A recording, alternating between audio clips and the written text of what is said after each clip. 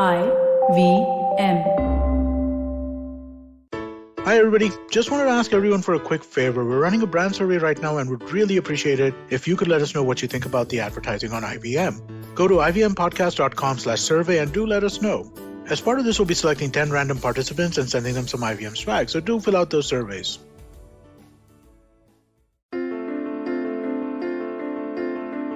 This is Storytellers and Storysellers live on tape. You're listening to Vineet on the IVM Podcast Network. For anybody who's heard this show for any amount of time, you know that I love gaming. For the past few years, I've also developed a deep interest in VR gaming. I especially like killing zombies in VR. It satisfies me in a very deep place that nobody else really can get to. But my existential dealings with zombies aside, today we're very, very delighted to be joined by Parineeta Rajgarhia, who also works in VR. She's the founder and managing partner, if I'm getting that right. That's right. At Samrey Entertainment. And she is the brains behind bringing free roam VR to India. For people who want to know what free roam VR is, you can either Google it or hear Parineeta tell you about it. Parineeta, welcome to the show. So glad to have you here. That's a very good introduction. Thank you so much, Vineet. Glad to be speaking to you. Let me get started by asking you, what is free roam VR and what is any other kind of VR? Just from explain it to me like a 5-year-old. I'll explain it to you, in a very layman term. So the traditional VR that you play, you are generally you see a screen in front of you, you're wearing the glasses and there's a wire tethered with the screen and you're playing alone. So people outside think he's like a blind man just moving around like this, no one's enjoying it because you're the only one in that VR world and others are just watching you, right? Right. And you're playing alone with other players inside the computer, whoever they are, like the creatures. So this is what it breaks and brings the social element which was lacking in VR. Okay, so we all know VR it takes you to a different world. But what free roam VR does is it takes you to a different world by time machine. Imagine that, by time machine, you're transported to a world where there are zombies all around. You're on a fort and you're just shooting them and you feel as if I just need to save myself and go back. Right. And the feeling is so real because there are no wires. You're untethered. There is no screen. Everything is you're moving around physically as you're moving around in the game. Right. And you are not alone. You can play with up to 8 players together at the same time in the same game. So the whole social and the wireless thing gets you transported to a world which is a different world. So your mind is convinced that, it's not real, but your heart is refusing to believe it because you're pounding to get out of here and come back to the real world. So that is where the difference is. So it's untethered. There are no wires attached. You play in a social environment and you're transported to a different world. And the games are not 2 minutes, 5 minutes, which you generally see in a traditional VR. Here, the games are at least 15 minutes to 45 minutes long. Right. And they move like a story. So it's not that you're transported into that world, you've killed, you've got a score and you've come back. Then there is a group score versus an individual score. So if in case you're playing group games, there are 2 groups, you have your scoring like that. Then there are individual scorings. So the whole thing takes you to a different level of gaming and VR.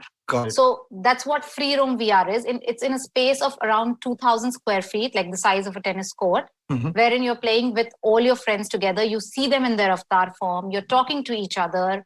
And that's the fun part, that it brings in the fun element with your friends, that no one's getting bored and everyone's seeing you play it. So that's what free roam VR is. That's brilliant. I love the way that sounds. I love the way you put it. Let me ask you this. You brought free roam VR to India with Zero Latency in 2019, if I'm not mistaken. August 2019. That's right. You started out in Bombay, right? Now, I want to get into the operations of this very, very, very quickly because I think there's a fascinating story here, right? So you're saying that in Lower Parel in Bombay, right? Yes. And this is Lower Parel of the business district of the city.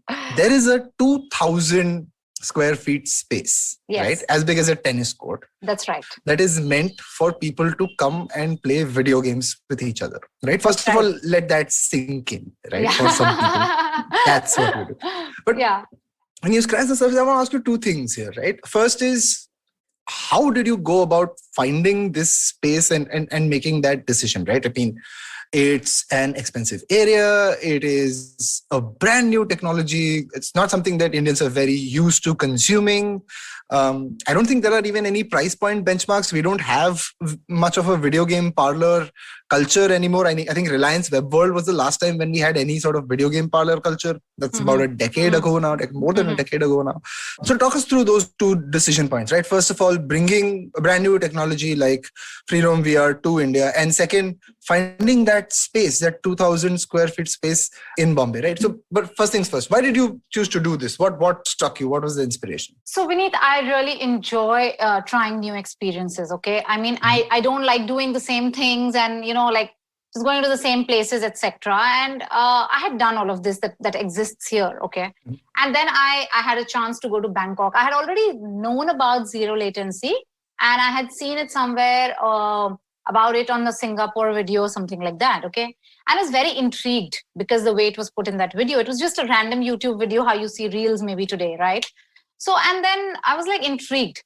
And it so happened that I saw this video somewhere around November, and in Jan we were on a family holiday to Bangkok, and we were just like finding things to do, and I found zero latency, and I was kicked. I was like, of course I need to try this here. Like it's like a God sent message. Right. So I just went, and of course I had very young kids, and how did I try it is, we took turns. But I was determined to try it. So I left the kids. So we took turns, my husband and me, to keep the kids and then one by one go and try it, because I wanted him also to try it because he's an avid gamer.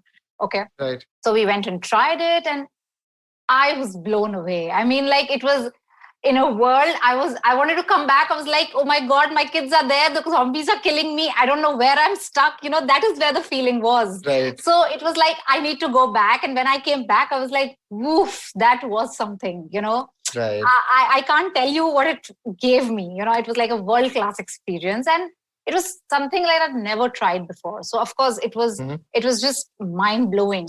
And I was like, dude, India needs to have this. We should have this. Like, where is India? And then, generally talking while in Bangkok itself, we figured out that I think we have to do this to India. We have to get this to India. And because I knew, seeing my husband and seeing where gaming was going, I knew that gaming is getting bigger. But, and VR is already there. I had tried the VR in the malls and I had never enjoyed it, because you always start feeling dizzy, etc. But there was nothing in this. Why? Because the technology is next level. Generally you feel dizzy because you're not actually moving in the VR games that you play, that is tethered. But here you're actually physically moving as you're moving in the game. That is the whole reason you don't feel dizzy also. Right. So I knew the technology is next level. I knew that such immersive experiences and such premium experiences are what people crave for nowadays. And thankfully, I was in a city like Bombay. So I knew what the crowd wants, where they want new things. They're ready for such things, okay? So all put together, where gaming was going, I knew the experience was mind-blowing. I was like, we should do this. It made complete business sense for the product that it was, for the way the market was moving towards gaming, for the way we knew that VR was touted to be the next level in technology. So it just made business sense, and I'm grateful that my husband supported me at every step. And of course, being a gamer, I don't think so he would have any reason to say no. Right, but of course. Yeah. He's like, give me, I'm going to play. So it all things like just by God's grace fell into the right place. But having said that, I mean, when it was the time to find the place, as you told me, it was a nightmare. I was like, am I doing the right thing? Am I moving towards the right thing? Because this is crazy, because it was, you need a 2,000 pillarless area. Okay, now if you have to do something, the technical requirements, a 2,000 square feet pillarless area. After that, you need a lounge. After that, you need a doffing room, a donning room, a reception. Those are the increase in area that you need. That's okay. Right. But finding it in the heart of the city, because it has to make business sense. You're not just launching gaming for fun here. You have to make business sense out of it, right? Right. So that was the challenge. And to boil down on place, like where you want to open it, it has to be sensible, from where entertainment will pick up, from where it's a very, the crowd is not only for people who want weekend plans. We also have a lot of corporates coming in. Right. So we wanted to attract that crowd itself also, right? Because they are for the team events and for outings. It was a very good proposition for them to try something new, because right. So everything all of a sudden we knew that we had to do it in Lower Parel. Okay. and it was a premium product. So the crowd has to be the SEC customers in the society, right? For it to kind of work for us. So now when you start looking at Lower Parel, which is so crowded, I mean, I know all Mumbaikars know how Lower Parel is. And of course, the premium, the pricing, yes. Right. So, but we did our math and we could work on the pricing maybe, yes. But then to find that place and that pillarless area was a very big challenge. So we had seen this place where Zero Latency currently is, and we had seen a few other places. And frankly, we were not considering this as much as we were considering the others. Right. But as time would have it, everything just set perfectly here because we could vision whenever we were entering this place, we could figure out that, okay, this could be the reception, this could be here, and this sits perfect in our scheme of things. And that is how we just kind of, made it through. And real estate was a little challenging, and it did give me a lot of sleepless nights, I must say. I'm sure. To know that if I'm going in the right direction with this kind of price point that I am going to, with the price tag that this rental property comes at, and finding the right place. And yeah, so it was like that. And I would still say that is one of the biggest challenges in setting up the place, because there are so many technical requirements in setting up a brand like this in India for the first time. And it's not easy. And, being a VR, which is difficult to explain because people are used to the VR that is traditional, which doesn't require so much space. So explaining that even to the people who are leasing out their property is very difficult, because then they have questions which are not answered until you see it, you experience it. Right, so that was challenging. And but thankfully, like, it's a little cliche, but I just found the right landlord and the right places and the right time, and we could just close this and we moved ahead. Wonderful. That sounds like a riot, actually. I want to ask you a couple of things about that, right? What does the business plan for something like this look like, right? Because, new technology businesses, and I mean this in the nicest way, you tend to try and make what is called a smart business, right? Jisme aapko hardware nahi chahiye. Right? No capex, no hardware. I want to make an app that is actually just a marketplace. And those businesses are just like flying off the shelves, right? I mean, sure, fintech is obviously there's a layer on fintech, or there is a layer on health tech and stuff like that. But marketplace businesses are what Indians tend to really, really focus on and do very well, right? Yes. When it comes to capex-oriented entertainment businesses, it's a risky world. It's a risky world. B, it's also unwieldy, right? It's a lot to do, right? To me, it sounds more like setting up a really high-end restaurant. I mean, as much as it's a technology business, it's also a services, entertainment experience. Agree. Sort of business. Agree. What does the business plan for something like this look like? And again, you don't have to share any details, but what are the considerations in your mind, right? Right now, there is one location. I'm sure there are other locations on the cards. Yes. But what are the considerations that you had in the business plan when you were putting this out? So, when you're opening this, you have 2-3 things to consider. First, you have to see if the ecosystem is ready for it. Okay. So coming to that, I would say from the VR industry perspective, if you see, okay, so gaming was growing is one thing, but where was VR? VR, we having read and coming to know about it and seeing how things are moving, I knew that right now VR was only 5 to 7% of the whole gaming industry. So it wasn't even very well known. In Bombay also, not everyone knows about what VR really is, or how many people would have tried it really. Like you say, you're an avid gamer and you've not tried free roam VR, which is there for 2 years now, right? Of course, 1 year goes in the pandemic, whatever. So, but still, right? So there are people who don't even know. So the market knows VR, it is going to reach somewhere, but VR has to be taken to the next level. And when you give the product at the right time, in the right market to the consumers, will they know about it? And will they start consuming, and will they match up with the global record? So India is already, competing with all the countries in fintech and other technological advancements. But why not VR was my question to myself. Why not? Because it is something, and it's an experience economy that we are living in today, right? People want new experiences. They don't, yes, it was risky, but you have to give them that new experience. For instance, say you could have coffee at home. So like that, people could say we could have VR glasses at home and we are playing. Sure. But that whole culture evolution where, you're going out and having coffee, which is much more expensive, but it's about the experience that you have when you step out. same is with VR. It was happening at home. People were buying Oculus or an HTC and playing at home. But that whole social thing in gaming was coming in. So I knew that social thing in VR will also take the shift.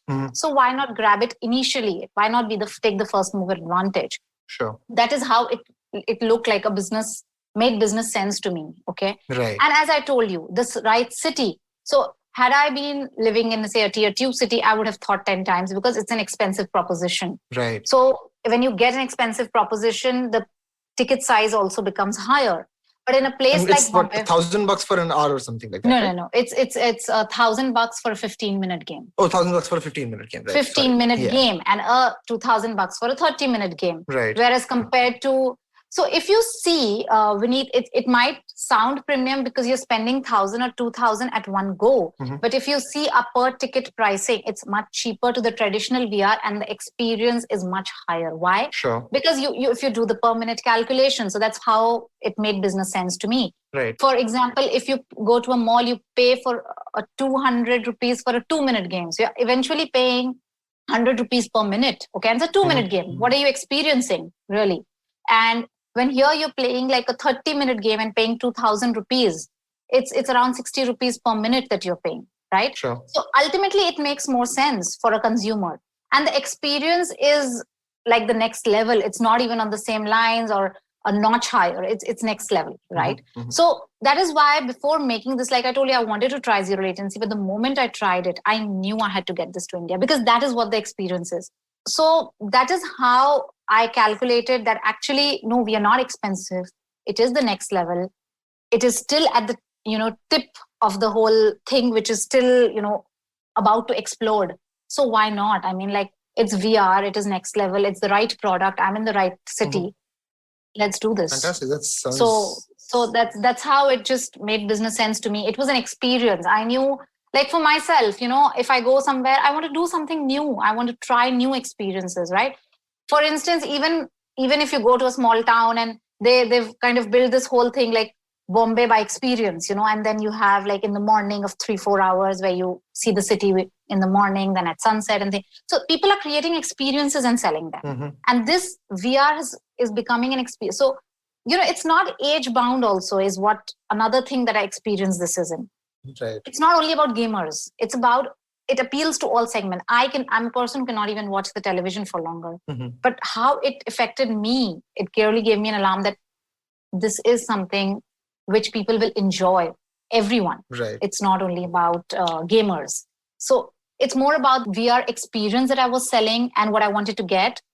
And gaming is, of course, the added benefit to it because it's a group activity. It's a social activity. Everything was just a little higher than what was already existing. Sure. And what was looking like the future. Sure. So that is how it made business sense to me. And that is how I planned it out that, okay, everything looks fine and let's go for this. Wonderful. I think, your conviction in it and obviously the eureka moment that you had with this sounds life-changing, and I'm so glad that you're doing this. But let me ask you the question that I'm sure you get asked a lot. Pandemic. Yeah. Retail business. Yes. Technology, CapEx costs, so much to manage. Yeah. Right? Yeah. What did you do? What was your pandemic playbook for making sure the business survived this difficult time and still has enough appeal in it for people to come out and play? So just talk us through your pandemic experience. I think the lockdown happened only by the 20th of March, right? But we had started seeing the effect from the 12th or 13th of March. I still remember the date. Right. Because of course it was life-changing for us too, okay? Right. After having an amazing response from the customers, okay? I must say the 7.5 months of operation that we were in, we received an amazing response. Like amazing is from all segments of the society, from corporates, from youngsters, from, birthday parties to aunties holding their kitty parties, everything, it was amazing. It was phenomenal. So I would say that belief, we had to maintain that belief through the pandemic that, of course, it was very difficult initially to kind of retain our employees because there's a lot of training that goes in behind them. So that employees to have the right to have the landlord on the same page because, as you know, like the there were rules passed where you could do nothing. The retail business was just like an entertainment. And even in entertainment, I think is such a small segment, VR gaming that too, right? That it's never looked upon. It's never covered by media, right? Okay, they're talking about movies and the way they are being affected, etc., or other channels of entertainment, but nothing about what VR gaming or arcades like us go through, right? So we were just holding a waiting and watch, and we could sail through because of the initial very good response from the customers. But then we believe that if we survive this, we will come back stronger because the market is, and then we saw that gaming was picking up. Yes, it was a very difficult phase, Vineet, to keep the conviction that yes, people will come back when we go forward, when we open up, maybe if we survive through this. So survival, our only thing, and that in our mind that time was survive through this. Like we will sail through this. People have been very kind. There'll be a bigger crowd coming in because after this, by this time, people will know about us. People are getting into gaming. That whole thing about gaming, that it's only for a particular age, it's only for a particular gender, is anyways scene breaking. It was already seen in our arena itself.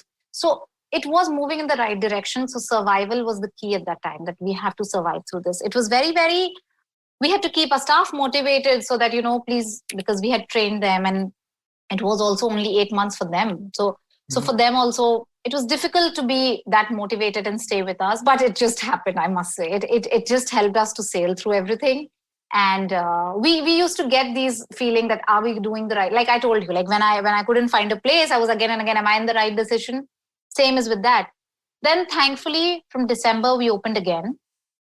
And then again, we saw the traction. Right. It went slowly, but it went again very well. So we could clearly see that there is no problem with the concept. There is no problem with the product.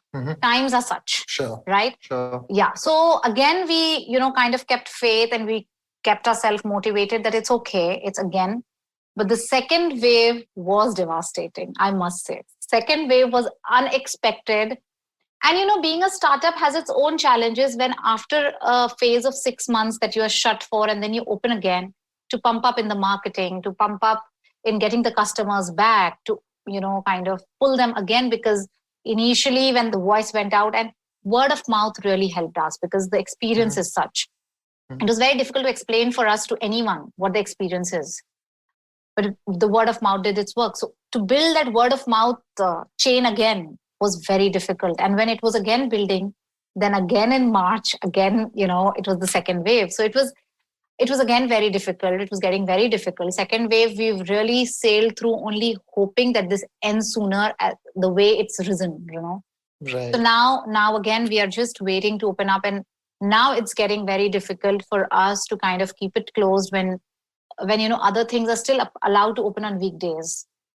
But we are still not. So like I told you, like smaller forms of entertainment, which are smaller in size in the economy right now, do not get the coverage. No one is there to hear us that, okay, we do follow protocols because each and everything in our arena is still sanitized. It was sanitized even pre-COVID because the gears, the backpack is worn by everyone. It gets sweaty. Right. So we anyways do it. And even our sanitizers are industrial grade. They're not any local sanitizers, okay? So to get that word across was a bit of challenge for us. We made our customers understand this. We do it on a private booking basis where you can block your slots because one group goes in at a time in one arena, right? So there's no interaction. You're anyways in a social bubble, right? So to get that point across, we needed to voice, but where do we voice our opinion? Because we don't get coverage, right? We are entertainment, we are gaming. I mean, gaming only doesn't get it. Like you said, like how many arcades are there? Like maybe 5 in the whole of Bombay. So, and VR gaming is, and that to free roam is only us. So to get that kind of voice was very difficult.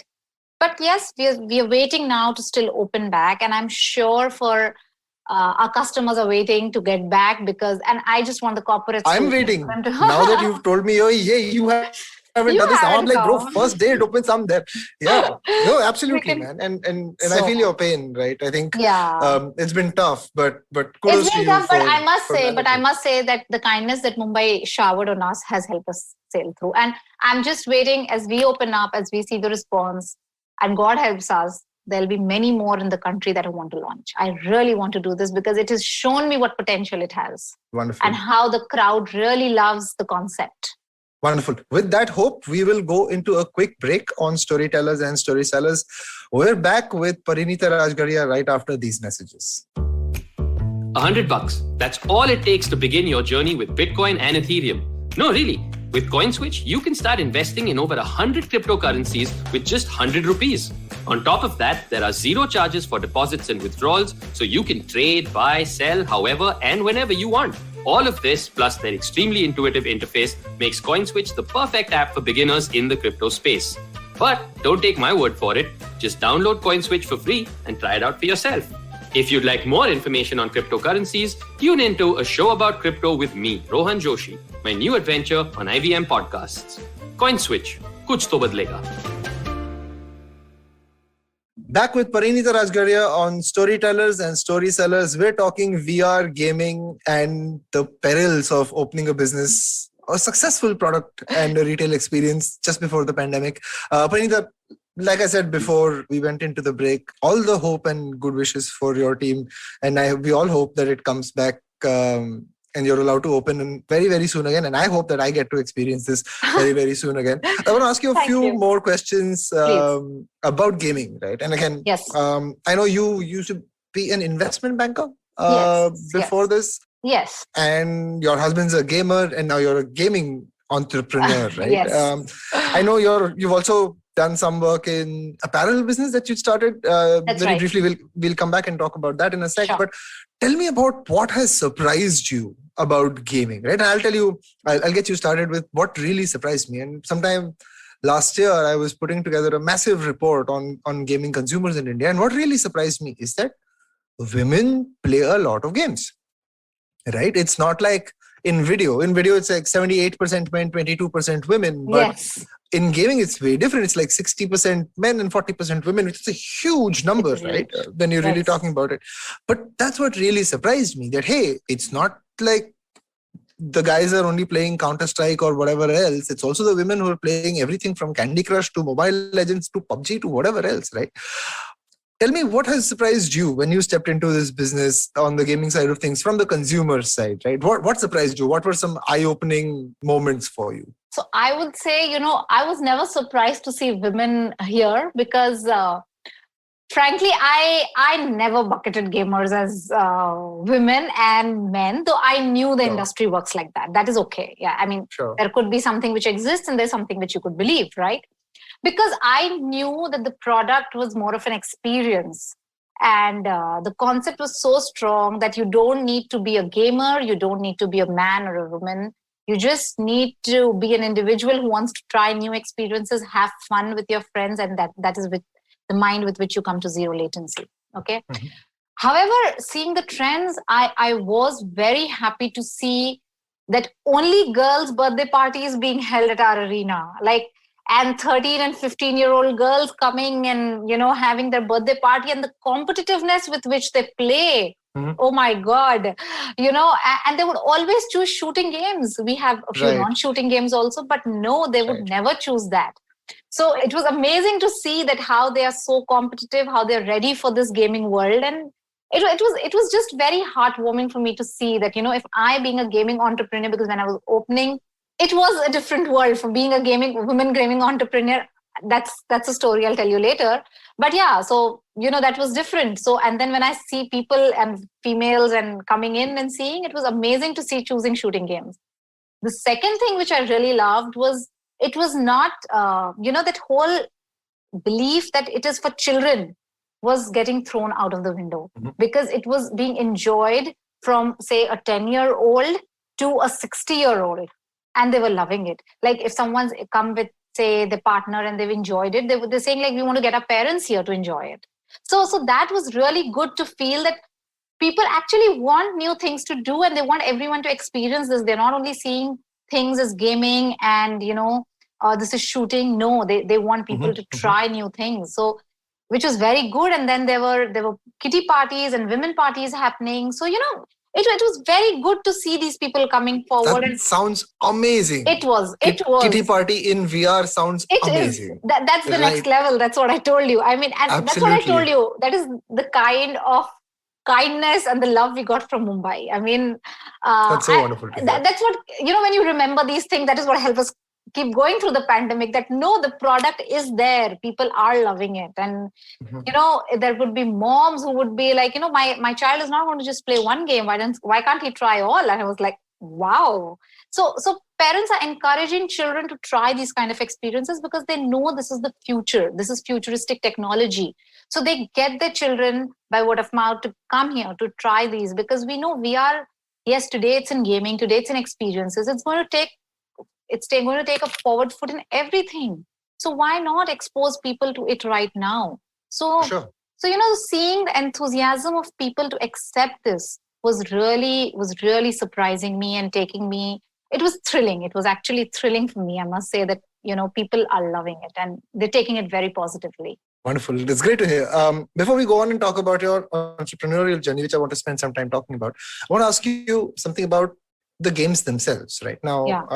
I know that game selection within VR is still limited. There are a few gaming mechanisms that go on, usually either shooting or sort of or sports or some collab gaming kind of stuff. But I haven't seen any Indian companies make a big splash in the VR gaming space, although Indian companies are doing fantastically well in general game creation, whether it's Ludo King or whether it's anything else. Yeah. What do you think is the path for Indian VR games or Indian VR game developers to come up? And again, I know, I'm sure they are your partners and stuff like that. So I would love to get your thoughts on that. So see, like I told you, in India, VR is still at a very nascent stage, and it's at a little deeper level in the other countries across the globe. Okay.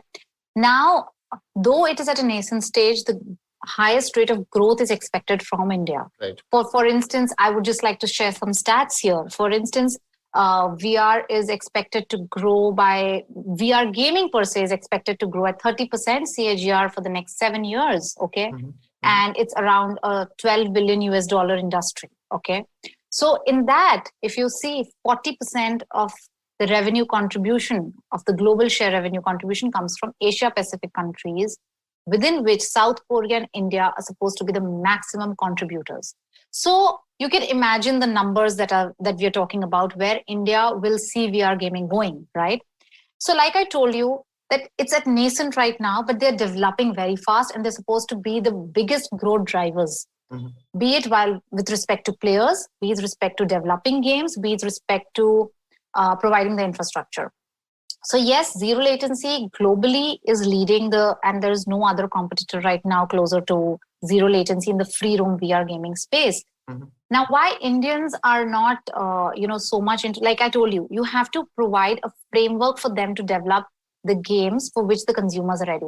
For example, the smartphone era, where the growth of the usage of smartphone and the penetration took forward, that is where people captured it and wanted to give you games which can be played on mobiles, right? Mm-hmm. Now, as VR penetration and usage of VR increases, there'll be games in that segment also. And I don't see why India will not stand out there also. Sure. We have the complete technological, mindset of people to develop such games. Anyways, we're always very good at developing new things and providing it at the best cost to the globe across. Mm-hmm. So that will also catch up. It's about when, but it's not about if. Sure. That's what I would say. So it's just a matter of time. So for instance, say if I get Zero Latency to India, people see a concept like this exists. That's what I told you. That's what got me kicked to get Zero Latency to India. That what if people don't get it? How will they know about it? So it's when you give the product to the consumer, that's when they start thinking sometimes, right? So they've developed games in India. There are games which are VR, but you play alone, like I told you, for the traditional VR. Sure. Now, when they see games like free roam VR, they can develop that and they can partner with Zero Latency and it can be done. So it's a matter of time on when and how and slowly it'll happen, because like I told you, it's still a small segment. A lot of people don't even know that a concept like this can exist or exists. Okay.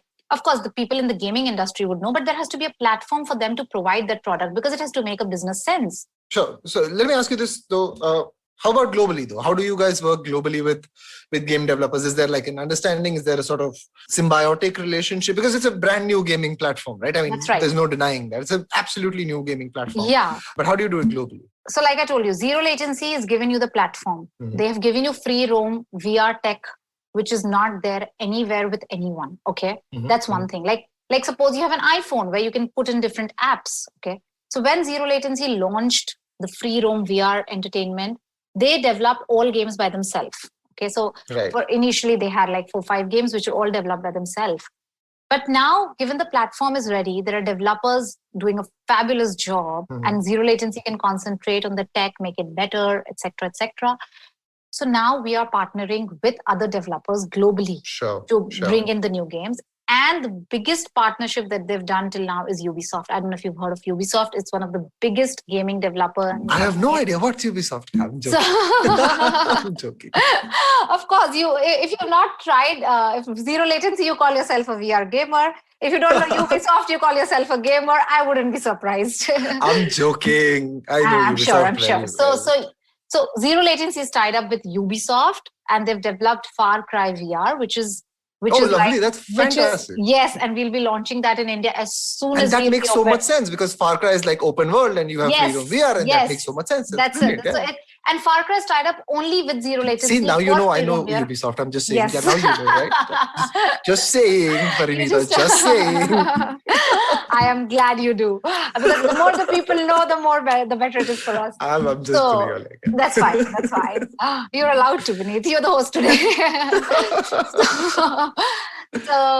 So Far Cry VR is what we're waiting to launch, which will be a game changer again.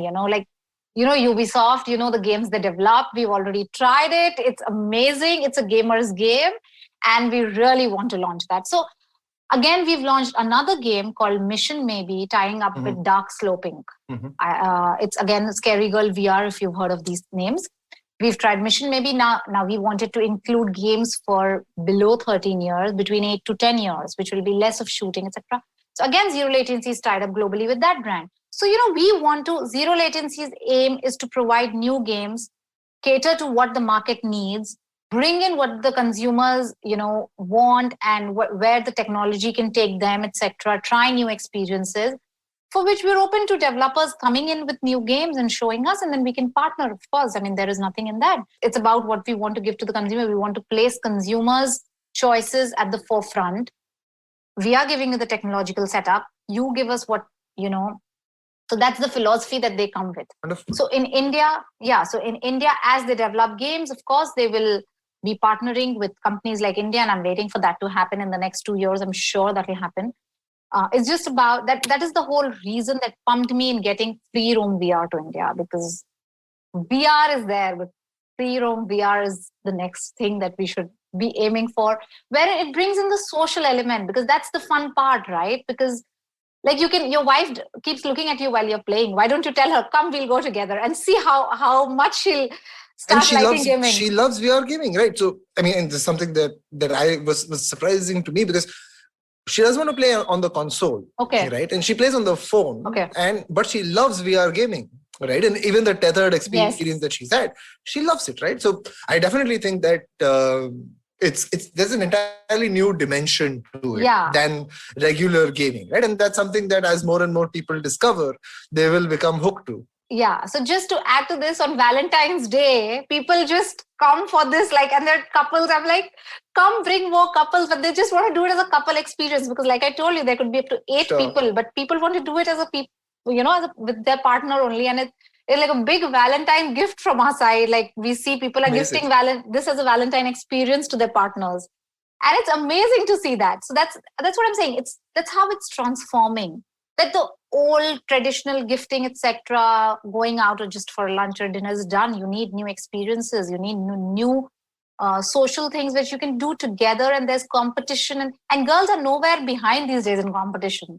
So even when they come to the arena, they're like, I beat you. Come on, we'll see the score. And we have a few customers, female customers, who keep coming back and with new friends or with the new cousins, etc. And they'll be like, I want to be on the leaderboard. I want to be. So you see that. You're seeing that change, which really, gives you the conviction that yes, it is the product which should have been at the right time, which should have come in by now. And I was very glad to get it. Wonderful. Parineeta, we are coming almost to the end of our chat. Yes. This is the time where I do a segment called Water with Vineet. It has no reference to any other segment that you have heard on any chat show ever. Yes. But I'm going to ask you a couple of questions for which I want you to give short, snappy answers that my listeners can take home and take to the bank, right? Okay. My first question to you is your best 3 learnings when you turned entrepreneur. And I know you're an entrepreneur twice over, but yeah, 3 learnings from that helped you when you went from investment banker to entrepreneur. I would say your risk-taking ability needs to be very high. You need to live with that, okay? You need to be highly motivated all the time by yourself to keep your team and, keep your team and your belief in the business going, okay? Mhm. You have to be a positive thinker. You have to always be a positive thinker. I mean, there'll be ups and downs. Well, in an investment banking job, you see all of that, but you don't care as much because it's a job. But when you turn into an entrepreneur, positive thinking really helps. You have to go with, because for instance, when I went into this gaming world and the glances that I got when, I was explaining the concept to people, I had to keep my mind strong and I just knew that I'm getting the right concept. Just go for it. Don't think twice. Keep going, think positive. That's the mantra for an entrepreneur. Wonderful. My second question is, in your experience, what are the 3 most preferred free roam VR games that Indians play? I don't know of any other free roam VR games apart from the zero latency games. So from my arena, I'll tell you Outbreak Origins, which is a zombie shooting game. Mhm. Zombie Survival, which is again a zombie shooting game. And third is Soul Raiders, which is a player versus player game. Got it. So people have a crazy time because they love watching each other play on the screen. So these 3 by far. And what kind of games do you see are coming up next? It's around shooting, Mhm. like intense shooting games. Okay. Right. Where the experience and graphics are much more beautiful than what you've seen. For instance, you can experience how it is to be standing at the end of a valley and then falling down and coming back to life, things like that, okay? Mhm. And the third thing that will come will be more of, games for all ages is what I think. It's not going to be only for men, it's going to be for women, wherein there'll be female protagonists and characters. That's what I see coming up in the gaming segment, in the VR gaming segment too. Fantastic.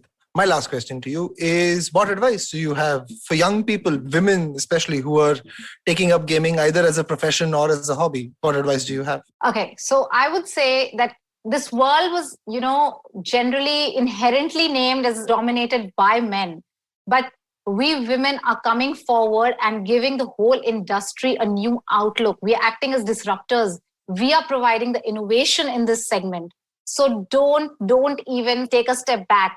You are there. You are going to be leading the growth to the next level because men were there. You are the guys who will be driving growth to the next level, and you will be the center stage for all gaming companies to be targeting you. So you're going to be demanding now.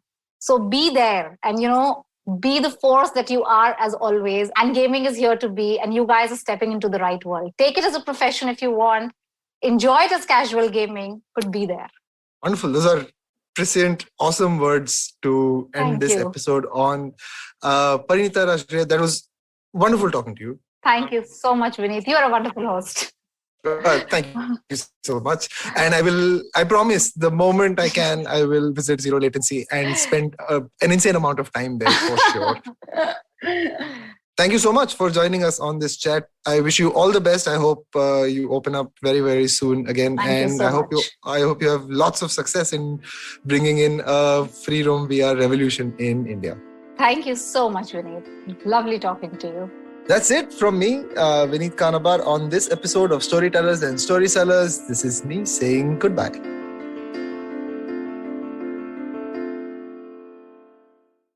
Hey, everybody, let me tell you a little bit about what happened on the IVM Podcast Network this week. If you are a fan of the network, you should definitely check out Naan Curry. Sadaf and Archit were joined by Keshav Chaturvedi of the Tere Mere Raste podcast. They talk about travel and food and, how important food is when you're considering travel. It's a really, really interesting conversation. Do check that out. Let me give you another couple of quick hits to check out. On Storytellers and Storysellers, Vineet talks to Ashim Mathur from Dolby. On Smarter with Sid, Siddharth examines how Netflix is getting into e-commerce. Check out Misconduct with Raghavi and Nisha to learn about some of India's most famous criminals. And don't forget, do follow us on Facebook, Twitter, LinkedIn, and Instagram to keep up with what's going on the network. And finally, I'd like to thank the sponsors of the network this week. They are what makes this possible. Thank you so much, Seat, Cred, Global Victoria, Bank of Baroda, Intuit, and Lenovo. We really do appreciate the support.